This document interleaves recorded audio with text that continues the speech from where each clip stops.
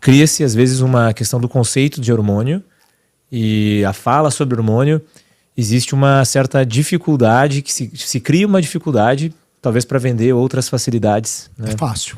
E eu entendi que aquilo que pode se pensar de hormônio pode estar pode estar numa fruta, pode estar em qualquer outra questão. Mas, e uma pessoa que está nesse exato momento lá, que ela tá, o pessoal está falando sobre isso, sobre hormônios, vai pensar, muito embora geralmente o público que vai acompanhar nós aqui vão ser pessoas que já ouviram falar, já são pessoas geralmente mais intelectualizadas, gostam de leitura e conhecimento. Mesmo assim, elas podem ficar pensando, o que é o hormônio em si? Sim. O que convencionalmente se fala sobre hormônios, mas o que para mim já ficou bem claro, né? E eu já sabia um pouco da sua abordagem, que se cria uma dificuldade sobre o tema e polêmicas às vezes desnecessárias, às vezes, e provavelmente, claro, também com interesses econômicos e outras situações. E eu já vou lhe perguntar o que é hormônio, o que é o hormônio bioidêntico e como que fica o hormônio bioidêntico nano. O que é cada uma dessas... diferença, né? O que é a diferença? Isso eu acho bem legal para o pessoal já ver, porque eu já vi que tem nanofármacos aqui, manipulação farmacêutica. Então, quando é que começou essa história do nano, né? Eu passo aqui e ele já entra na minha pele, como eu passei no seu dedo, que eu vi que tava tendo... Sim. E já deve ter melhorado aí, não sei. A gente bateu foto, daqui a pouco nós vamos mostrar a foto antes e depois do dedo do caba. Né? E... Se eu contar que eu fiz uma visualização sobre isso... É mesmo? E eu tinha esquecido já. Engraçado. Como é que é? Eu tinha feito uma visualização que alguma coisa ele ia falar sobre a respeito exatamente disso. De como que tava a pele no dedo, o que tava... Você tipo, eu pensei, déjà vu? Eu fiz antes. Sim. Eu pensei assim, mas eu tinha esquecido já disso. E aí tem alguma coisa que a gente vai conversar. Ele vai ver e ele vai ver, e só que eu tinha esquecido. E na hora que ele me falou aquilo ali, olha aqui, não sei o que. Digo, a gente fez uma foto antes, né? E vamos legal. fazer outra foto daqui a pouco. Vocês vão ver a diferença que vai ficar aí no dedo. Eu achei muito legal. Mas, bom, quando você está falando sobre hormônios bioidênticos, tudo isso começou com um cara chamado Charles Edward Brown Sequard. E tinha que ter mulher na história, né? Como tudo. Esse cara tinha 80 anos e se apaixonou por uma mulher 30 anos mais jovem que ele, a Maria. Esse cara era filho Charles Edward Brown Sequard. Brown, da mãe, Sequard, do pai. Ele era francês e americano. Ele era professor na Sorbonne e a mãe, como era americana, ele foi convidado para ir dar aula em Harvard. Lá ele conhece essa Maria. E aí ele começa a se apaixonar por Maria. Ele já tinha 80 anos e é mais difícil o homem de 80 anos chegar, né, a cumprir os requisitos, né, dos ritos, né, de uma menina de 50 anos, né? Porque hoje você pode olhar uma mulher de 50 anos, tá ali e você não diz que ela tem 50 anos, né? A doutora Juliana. Né? E aí o que acontece? Ele começou a entender uma coisa muito simples. Cara, eu trabalho com ratos, com porcos e com cachorros. Chamamos pesquisas experimentais.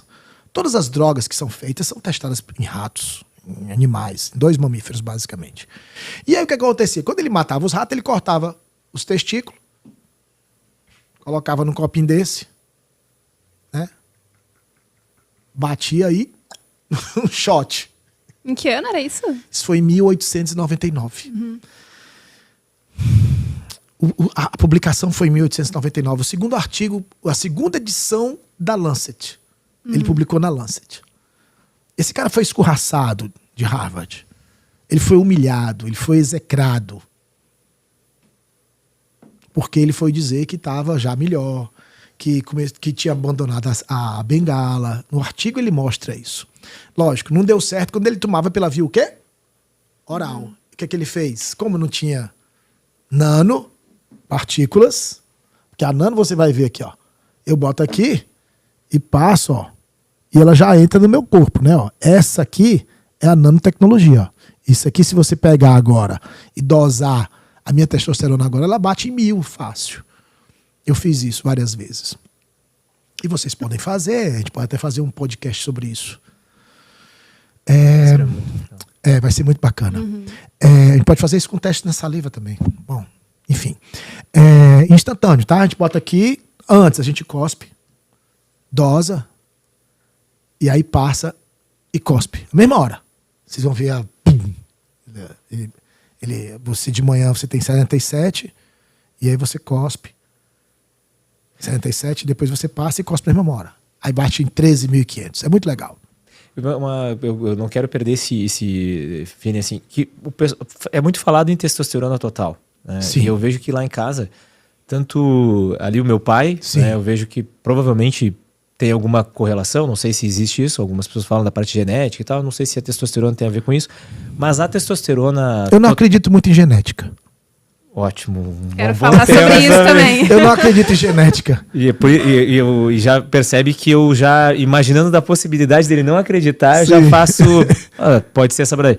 Mas eu vejo que meu pai, ele tá com 74 anos. Sim, né? novo. E ele é quase 900 ali, 800 e pouco. Sim. E eu também geralmente fico nisso. Assim, já aconteceu de ter menos. Sim. Mas muito se fala sobre que aquilo é um espelho, é uma foto daquele momento e tal, aquela coisa. Só que daí o que eu vejo? A testosterona livre, ela acaba não sendo. A testosterona livre, inclusive o cara que lançou a testosterona livre, tem no site dele que não serve pra nada. Mesma coisa da testosterona biodisponível.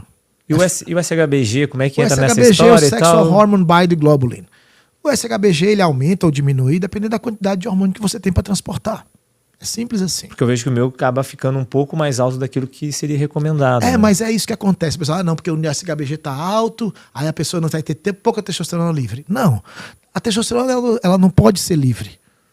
Sempre ela está linkada ou a albumina ou a SHBG. A albumina é a ligação mais fraca, o SHBG é a ligação mais forte. Mas ela sempre está ligada. Por isso que é bom você dosar sempre a testosterona total. Eu nunca peço testosterona biodisponível, nunca peço testosterona livre. Na verdade, eu nem peço testosterona. Às vezes eu peço, lógico, é muito legal o paciente ver assim, pô, minha testosterona estava em 7, agora está em 2.000. Agora eu tô fazendo amor todo dia com minha mulher tá gente boa, minha mulher agora tá, né, voltou a ter libido. Então é muito comum, não sei se vocês assistem as lives, mas diariamente você vê lá depoimentos, né, muito legais, assim. Inclusive agora, meio-dia eu tava fazendo a live e o cara lá de Porto Alegre, né, ele dizendo, olha, obrigado aí pra minha mulher.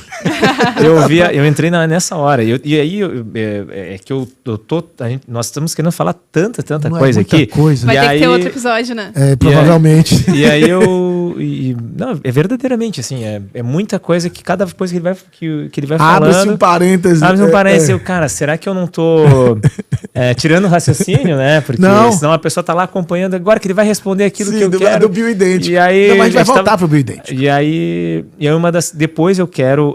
uma das perguntas que eu vou fazer, então eu já vou fazer o gancho lá na frente. Talvez vou dizer 3, mas pode ser menos ou mais.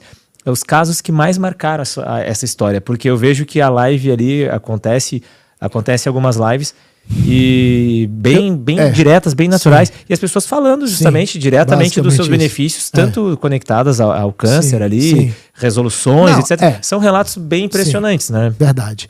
Bom, o que me marcou mais foi da minha mãe, porque tudo começou com ela. Esse livro só existe por causa da minha mãe. Que idade tem a tua mãe? Minha mãe tem 82. E ela foi diagnosticada com câncer em que idade? Com 59. E era câncer de quê? Não era câncer, né? Era cálcio. Mas o que os médicos falavam eles diziam que era... nesse tempo, eu estava nos Estados Unidos e aí me liga lá um amigão meu que tinha se formado... Na época, ele tinha sido meu contemporâneo, eu tinha entrado para odontologia, ele tinha entrado para medicina. E ele me liga e falou, olha, vem ver tua mãe porque ela vai morrer em 3 meses, ela não vai ter muito mais tempo de vida, coisa e tal. E eu falei, pô, minha mãe não tem câncer, minha mãe nunca bebeu, minha mãe nunca fumou. A única coisa que minha mãe fez foi tomar muito remédio. E aí começou a vir na minha cabeça o seguinte, bom, se ela não bebeu, se ela não fumou, a única coisa que ela fez foi remédio, que era droga, provavelmente isso deve estar acontecendo pela droga. E aí eu estava escrevendo lá nos Estados Unidos um trabalho junto com meu brother, chama-se Ricardo Gapski, e ele é aqui de Curitiba. Infelizmente faleceu no ano passado, tirou a sua própria vida. Foi um trauma para mim, porque o Ricardo era meu irmão. E a gente era muito brother, a gente era muito próximo. Né? A gente assistiu aquele Dumb and Dumber, aquele Debi Lloyd. A gente assistia, eu acho que a gente assistiu umas 100 vezes aquele filme. Todo dia a gente, na hora a gente assistia o filme, né? E a gente subia para assistir o filme pra gente ficar rindo, né? E o Ricardo era esse cara assim, lindo, o Ricardo era bonito, tocava guitarra, ele aprendia. Um pouco de violão que eu sei, eu aprendi com o Ricardo. E a gente era brother, assim, né? E a gente estava fazendo esse trabalho e quando eu fui fazer a revisão da literatura, eu vi que todo mundo que fazia menopausa, que tinha baixa hormonal, tinha muito mais doenças. Né? Daí o problema que eu sempre falo, bom, se o hormônio dá doença, por que quando a gente tem mais hormônio, a gente não tem doença? Por que eu não vejo uma menina de 15 anos fazer mamografia? Por que eu não vejo um menino de 18 anos fazer exame de toque retal? Já que o problema é a testosterona, já que o problema são os estrógenos. Não faz o menor sentido. É nessa fase que nós temos mais saúde, não é? É quando nós temos mais hormônios. E literalmente os problemas acontecem quando eu entro em menopausa. A mulher começa a ter fogacho, ela começa a ter calores. Muitas mulheres falam para mim, meu doutor Marco, eu estou derretendo. Essa é a sensação que eu tenho. Meu corpo está flácido, eu não durmo bem, eu não tenho mais vontade de fazer sexo com meu marido, e aí vai. Aquela depressão muito comum depressão, também, né? Insônia, ganho de peso, cabelo caindo, a unha que não cresce mais, não é? Tudo isso pela queda hormonal. É de se entender isso de uma forma muito simples. Mas falando sobre o que você pediu, que era bioidente, para não perder aí o pessoal assistindo, tá? Não vai falar, né? Bioidêntico começou com um cara chamado a síntese de Marker, Russell Marker. Esse cara era um pesquisador, se eu não me engano, na Universidade de Maryland, se eu não me engano. E ele começou a fazer a síntese de Marker. O que é a síntese de Marker? Ele pegou vegetais, no caso, ele pegou a diogenina, que era extraída de vários vegetais. É uma saponina, é um sabão. O colesterol da gente, que a gente tem aqui no cabelo, ele é um sabão. Ele tem tanto um polihidrofílico como tem um polihidrofóbico, mas não tanto. O que acontece? Os vegetais fazem a mesma diogenina. Não sei se vocês já abriram mandioca, já pegaram mandioca assim, descascaram mandioca? Uhum. Ela tem uma gosmazinha. Aquilo ali é diogenina. Se você pegar uma vagem de feijão, eu descascava muito feijão pra gente vender na feira, lá no interior. A gente passava a noite colhendo feijão. Lá no Ceará tem um hábito da gente comer feijão verde. Não sei se vocês já ouviram falar nisso, mas lá no Ceará tem um pessoal que come muito. Adoro, é muito bom.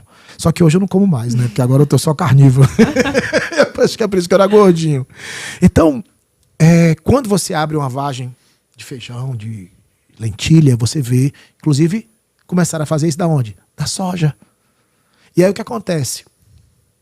Marker, ele foi expulso dessa universidade. Porque ele queria fazer isso. Esse cara é louco, tira ele daqui. E ele foi pro México. Quando ele cruza a fronteira, ele começa a trabalhar com o que se faz tequila. Qual é? Agave, né? Agave se faz tequila. Aquela planta que se faz corda lá no Ceará, eles usam para fazer tequila no México. E aí o governo mexicano disse, não pode mexer no agave que é para fazer tequila. Não mexe com isso. E aí ele começa a mexer com um inhame mexicano, que é a cabeça de negro. Ela parece uma cabeça assim de um negro. E ele tira lá a diogenina e começa a fazer. A diogenina ela é muito parecida com o colesterol. Se você pegar a molécula de diogenina e colocar em cima do colesterol, você vai ver que é igual. Ou seja, o ser humano faz, os animais fazem e os vegetais fazem algo bem parecido. E aí ele pega e começa a fazer reações de ácido-base e começa a mostrar que aquilo pode virar progesterona. E da progesterona dá origem à testosterona e a testosterona dá origem ao estradiol. Ele faz isso no México. E quando os caras veem que ele conseguiu fazer isso, né, o inhame mexicano sobe muito o preço. Mas só que o japonês já disseram, não, é saponina, então tem na soja. E aí pode aumentar o preço do inhame, não sabemos como é que faz. É por isso que segredo de patente, né? Vocês sabiam que a Coca-Cola não tem patente? É segredo? Sabiam disso? Segredo, a fórmula, as 7 chaves, sim, ninguém sabe mesmo. Né? Não tem segredo. Turbina de avião, não tem patente, é segredo. Tem um bocado de coisa que não é interessante fazer patente. Quando eu fui fazer a nova base, que é a NanoCare, eu não fiz mais patente, é segredo. Então, veja, quando a gente está discutindo aqui hormônios bioidênticos, é a capacidade da gente fazer aquilo que o nosso corpo produzia. É isso, igual, da mesma forma. Porque se você pegar, por exemplo, estradiol e pegar etinil-estradiol, são duas moléculas completamente diferentes. Aí você vai dizer, mas o não é tão parecido. Mas água é H2O. Se eu colocar mais um oxigênio aqui, vai virar o quê? H2O2, peróxido de hidrogênio, que é água oxigenada. Você bebe? Não. Oxigênio, não faça isso. Tá. Oxigênio da mesma forma. Se você pegar oxigênio é o quê? O2, não é? Se eu colocar mais um oxigênio no O2, vira o quê? O3, que é ozônio. Você consegue respirar ozônio? Não faça isso. Também não dá certo. Então, eu tenho um trabalho muito legal que eu publiquei, onde eu mostro que timol e carvacrol é a mesma molécula. A mesma. Acho que é C10H14O. As duas têm a mesma fórmula química. O que muda? A posição da hidroxila. Só isso determinou uma quantidade de atividade microbiana 100 vezes maior do que o outro. Você acredita? Esse artigo está publicado, já foi citado mais de 500 vezes na literatura. Creio que deva ser bom, porque já foi citado mais de 500 vezes. Significa dizer que creio que deve ser bom. E imagino que sim. Porque não dá para você combinar com 500 pesquisadores no mundo para dizer, ei, cara, cita aí meu artigo aí, meu chapa. Não dá. Então, esse artigo ele mostra isso, né? Uma posição de hidroxila mudar a atividade microbiana. Daí a importância da natureza. A natureza é tão sábia. Você imagina que a testosterona, que faz você falar 1000 palavras e ela falar 6.000, testosterona de estradiol, sabe qual é a diferença? É um CH3. Muita questão química. A química eu percebo